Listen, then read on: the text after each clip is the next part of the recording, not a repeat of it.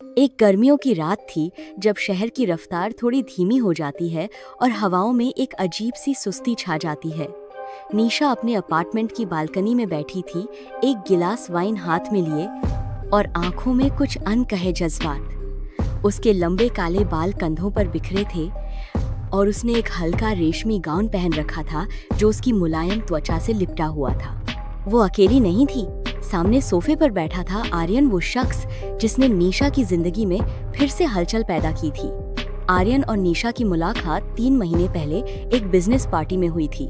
शुरुआत में सब कुछ आम सा लगा, लेकिन पहली बार जब उसकी आंखें निशा से टकराईं, तो जैसे वक्त वहीं ठहर गया।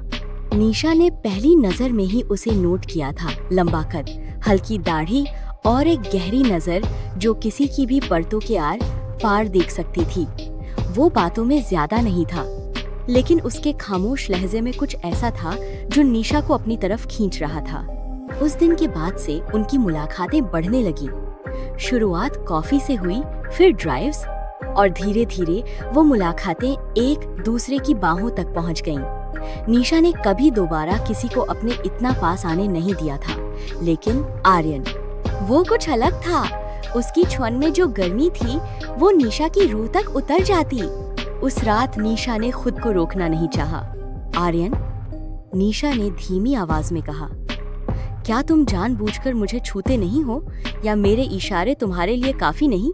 आर्यन की आंखें चमक उठीं। उसने गिलास मेज पर रखा और धीरे धीरे उसके पास आकर उसके बालों को पीछे किया। मैं हर रोज तुम्हें महसूस करता हूँ निशा, उसने कहा, तुम्हारे हर अंदाज में, हर मुस्कान में, हर चुप्पी में। लेकिन जब तक तुम खुद मुझे अपने अंदर उतरने की इजाजत ना दो, मैं सब्र करता रहूंगा।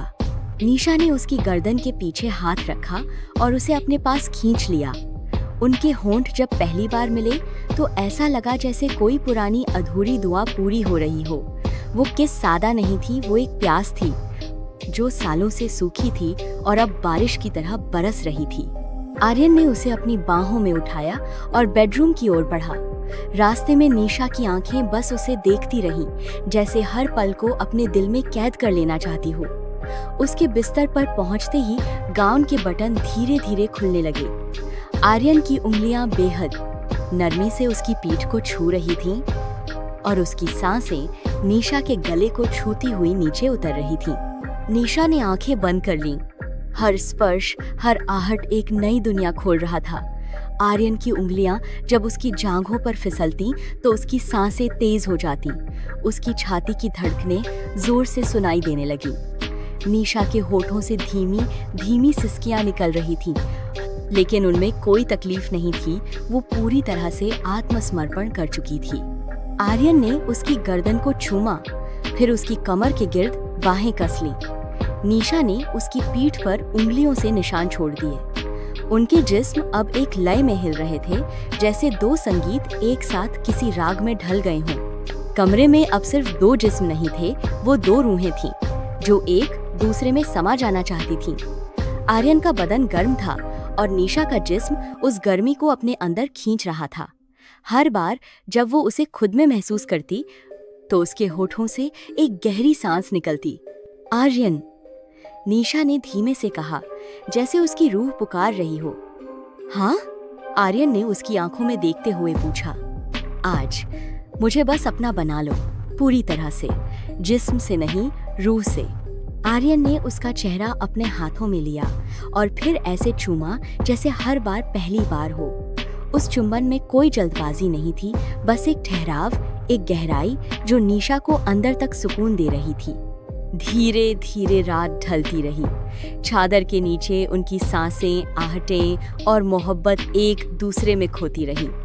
निशा अब पूरी तरह आर्यन की हो चुकी थी और वो एहसास उसके चेहरे की नमी से झलक रहा था। सुबह जब निशा की आंख खुली तो धूप पर्दे से छनकर कमरे में आ रही थी।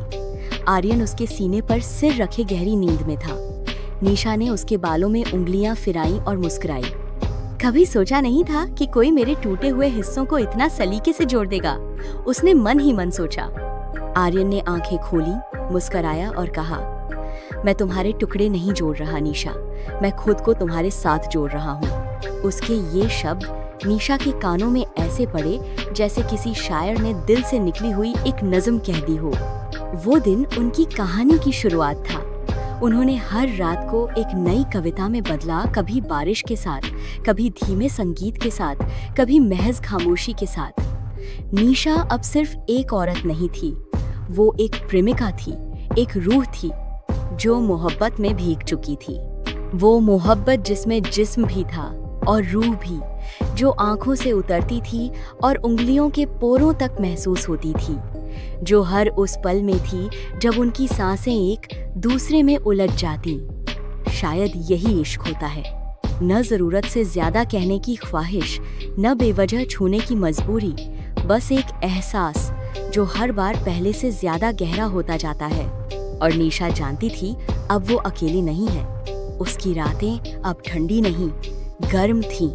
आर्यन की बाहों में वो पूरी थी।